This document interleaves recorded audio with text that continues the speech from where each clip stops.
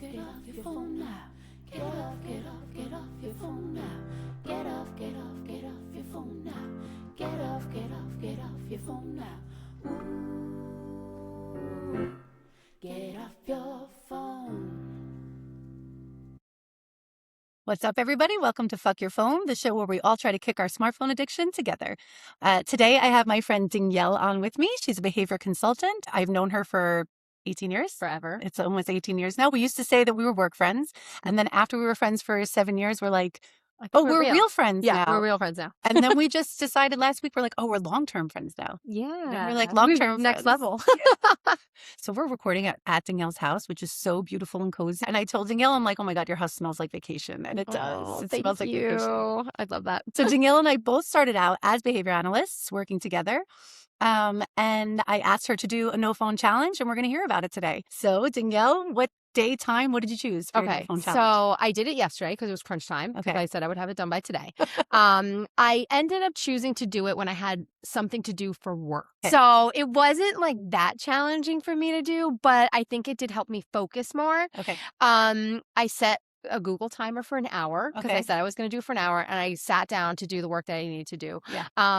And I did make note that there was like 3 different times where I reached for my phone, and the funniest of one time was because I was going to text you that I was doing it. And I was like, wait, that doesn't work. Totally defeats the purpose. Yeah, defeats the purpose. Yeah. And I checked my Google timer, and I was 13 minutes in, and that was the first time I wanted to reach for my phone. Oh, so okay. And it was to text you. Yeah. So then, and then it was fine. Like I didn't think about texting anything for a while, and then I went to reach for it because I wanted to look something up related to what I was doing for work. Oh. And now I don't even remember what that was, so it probably wasn't that important. Yeah. And then the third time I was going to reach for the phone, was to text my husband because the dog was barking and he was really annoying me. And I was like, it's driving me crazy. And I just wanted to tell him that. But I ended up leaving it off for about 2 hours because it took me that long to do my work. And it was fine. You know, it was like I didn't notice it, but it wasn't that challenging of a time for me to do it. Okay. All right. I think there's other times that are more challenging, but at least I did it. I felt what it was like, and I realized that I do reach for it often. So 3 times in an hour. That's not that bad. 3 times in 2 hours is not that bad. But the first time was within 13 minutes. I think I got used to it, and in the back of my head, I was like, my phone's not available right now. Okay. And I think that's why it got easier, because I was just like, it's just not available. I'm not using it right now. It's not there. And it did help me focus, because I probably would have been bored or annoyed at the work I was doing and was like, let me scroll for a minute. And you know, that's probably what would have happened, and it would have taken me longer. So I think it did help me get my shit done faster if I had my phone on and right next to me, because I reach for it mindlessly. I just pick it up and I have no idea why. There's no reason for it, and that distracts me from my work. So I think it did help me get it done faster, thank God, because I needed it to be done. Okay, good. And if you were to pick a really challenging time, what would it be? Almost any time other than work, because like I have it on when I'm cooking. Mm-hmm. I listen to podcasts while I take a shower. Like I need that. I want that input constantly. So driving, I'm pretty good at leaving it at home when I take the dog for a walk, but it's only because if I were to listen to something, it's annoying because we see so many people and I have to like constantly take my AirPods out. So I just like, this is annoying. Okay. Became like a Punisher. But that's in your routine that you like don't bring it for your walks. I don't really bring it for the walks anymore. Okay. So is that hard to get used to? Or? No, that was pretty easy. But like I said, it's only because I run into so many people. Yeah. If I didn't run into people, it'd probably be harder, because then it would just be me alone, not having that like interruption with like interaction and stuff like that. Okay. So I would honestly, like the shower might even be the hard part, because it'd be silence. Do you have your phone on in the shower always? I do. I have it always. I bring my phone into the it's like on the counter. No, on the counter. And I listen to a podcast or an audiobook, usually a podcast, because I don't have to pay too close attention to it. Okay. But my most challenging time, though, I think, is if I'm getting in the car.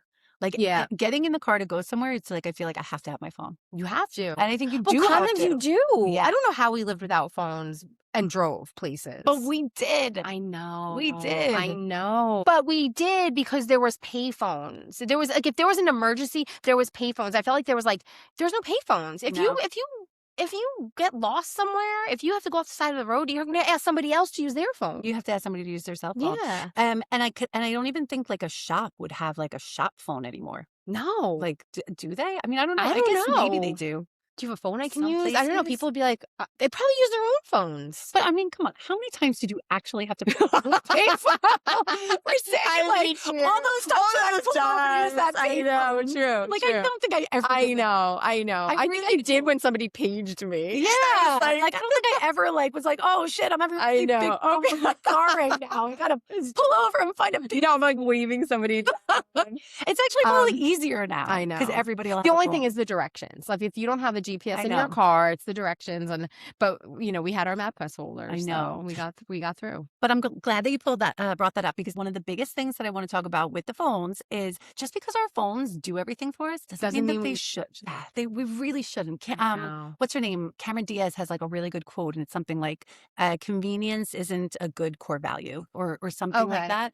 I have to look it up, but it's such a good quote, and it's true. Like just because our phone now is everything. It's your office. It's your wallet now. It's your money now. Yes. I don't use it for that yet. I don't either. I don't use it for that yet. I haven't crossed over to that yet. No, me neither. And I kind of don't really want to. So I found the Cameron Diaz quote. It's convenience is not an acceptable core value for society. It's a disease.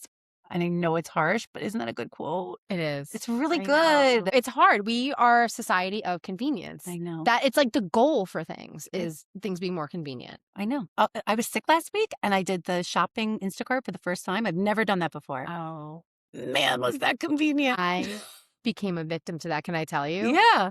I earned somehow I earned Target 360, which gives you free delivery. And I now do grocery delivery all the time because I don't have to pay a delivery fee. The money was a big punisher for me because I was like, oh, that was really expensive. I just spent an extra $15 to get my stuff delivered. Yes. One of my biggest things that I tell everybody when I was doing my research and everything is get an alarm clock. Yes, that's a good one. That's like, I think, the most important one. Yeah. And that's one that a lot of people talk about. That's one that, like, we know we should. Everybody, I mean, if you ask anybody, do you think it's good that you keep your phone in your bedroom at night? Is that good for your sleep hygiene? No. Everybody knows it's not. No. But we all do it. Yeah. We all sit there and we scroll. And then also you wake up and you're with like 30 people or 5 million people, like first thing in the day.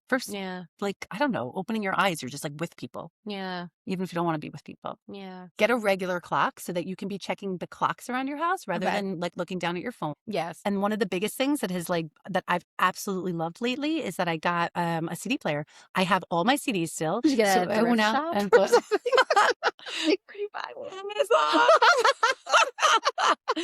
But I got myself a CD player. I turn my phone off when I get home from work, and like it's so amazing to listen to a CD. It's so nice to listen to an album start to finish again, not with no ad popping up in between. Commercials. Oh my gosh! And I mean, I know people, like, I'm really behind the times. I was never paying for Spotify. I know people do that and they don't have ads or whatever. Yeah. But I really love having the CD player. Like, so here's the problem with the phone. One of the things I say to people is, are you using your phone or is your phone using you? Mm-hmm. If you're using your phone as a tool, great. It's a tool. It's a calculator. It's a flashlight. It's a camera. It's when you're mindlessly on it. It's when you're on it and you don't even want to be on it. Yeah. So the problem is you pick it up as a tool to respond to a text message. You pick it up as a tool to use your flashlight. You pick it up as a tool to take a picture. And then something sucks you in. By the way, notifications, got to turn all notifications off. Oh, I hate notifications. They're terrible. Yes. But then you wind up getting into a wormhole. Yeah. And then it's like you picked it up for the tool to use it for like a minute. I will get sucked in before I even use the tool. Yeah. And then you forget that you walk away from it a half hour later. Wait, I went to go do this. Oh, shit, I was looking up a recipe. Yes. Something. I feel like that literally even happened today. Yeah.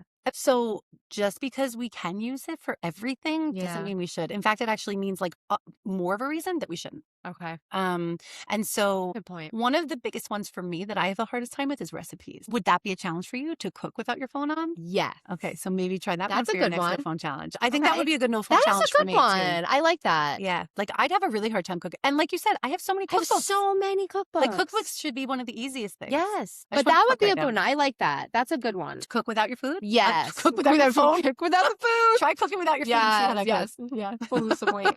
That is a good one because I have so many. It's like, why did I spend all this money on these cookbooks if I'm not even going to use them? I know. I want to get a pedometer too, like just so that I don't even have, because I like to count my steps with my phone. No, Apple Watch, no. Did you have your Apple Watch on when you had your phone on? I had it on Do Not Disturb. We have to redo your challenge. What? We're going to redo your challenge. I should have lied. Christian asked me that too. He goes, what? He's like, you took your Apple Watch off? I was like, no, but it was on Do Not Disturb. Oh my God, you have to take it off. We're redoing this challenge. Oh but my God. Okay. We're going to keep this as an episode. Now it was still good though. Come on, that's still good. It's a good step. We're addicted. We are all But I didn't addicted. look at it. I didn't even look at it. I did look at it to see what time it was. No, to see the time, just the time. So, but I know, but I put it on Do Not she gets it now. She's Disturb. redoing it. I put it on Do Not Disturb. But one of the big things that I wanted the takeaway from today to be, though, is separate yourself from your phone as much as you can. And I'm probably going to talk about that on every episode. Those are good tips. I love the tips. So that you're not dependent on it. Yeah. I really think it's important that like airports and concerts, like let us use a paper or phone, whatever, I don't want them to completely get rid of regular tickets. What about the places that you probably love this? I went to one of the comedy shows once and they made you put your phone in one of those bags and they like they leave it, you can't access it. That's it. Love it. We need those for home. Oh, my goal for this is that by the time. end of this, we're all going to be using dumb phones. Oh and my we're not going to have our gosh. phones at the That's so comedy great. shows. And then also when your phone is dying, you have this like extra level of stress of like, know. I can't use my camera now. I can't text message people now because I'm trying to get on a plane or I'm trying to get into a concert. And if I lose my ticket, it's like this weird stressor we have on ourselves. You can't. You have to go old school for something. Like, do you feel the same way about phones as you do about like iPads and stuff? Yeah, I think, well, it's all about the mobility of it. Yeah. So like the iPad and the smartphone are like mobile. Computers are too, but I don't think people are actually like, it's kind of awkward to be walking around with a laptop even. Yeah. But the iPads and the smartphones. Yeah. I mean, they have those little carry cases for kids so they can just have their iPad. I know. Jonathan Haidt is amazing. Have you heard of him? The No. Anxious Generation? No. Oh, it's such a good book. I've heard about the book. I don't think I put the two and two together, the name, but I've heard that book. So he does like a ton of research about like child use. And that's when I went into my PhD, like I really wanted to do, I was just like, I wanted to do something about smartphones and our behaviors. And then I had to pick an area. Okay. But there were people already looking into child use. And I'm like, wait, we use them just as much as kids and our behavior shapes kids' behavior. Yeah. So they're going to model what we're doing. Yeah. So that's why I went into like adults. So anyway, we're going to keep this short because that's the whole point. Thank you so much for coming, I guess Danielle. I have to redo. I guess I'll be back. Thanks so much for listening, guys. I hope you enjoyed the show. And Danielle, Get off your fucking phone. thanks so much for listening. Be sure to tune in next week to see what the next No Phone Challenge will be. If you'd like to do a No Phone Challenge and be a guest on the show, you can contact me through my website, KristenRuane.com. You can also find my book on there. It's called Finding Victoria, and it has nothing to do with what this podcast is about. It's the story of a precocious little girl and her mother who calls a behavior analyst to help her untangle some of her daughter's challenging behaviors. Or if you're looking for a BCBA, you can schedule a session with me through my website.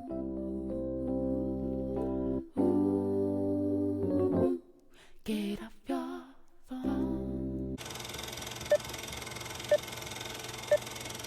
What's up, everybody? Welcome to Fuck Your Phone, the show where we all collectively try to kick our fart.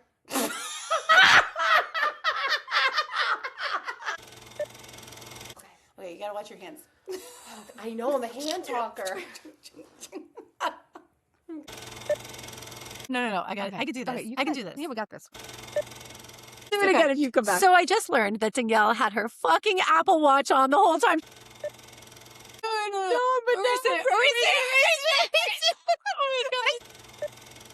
I know, but my gummy is kicking in. Dude, my gummy's kicking in. You guys know what I mean.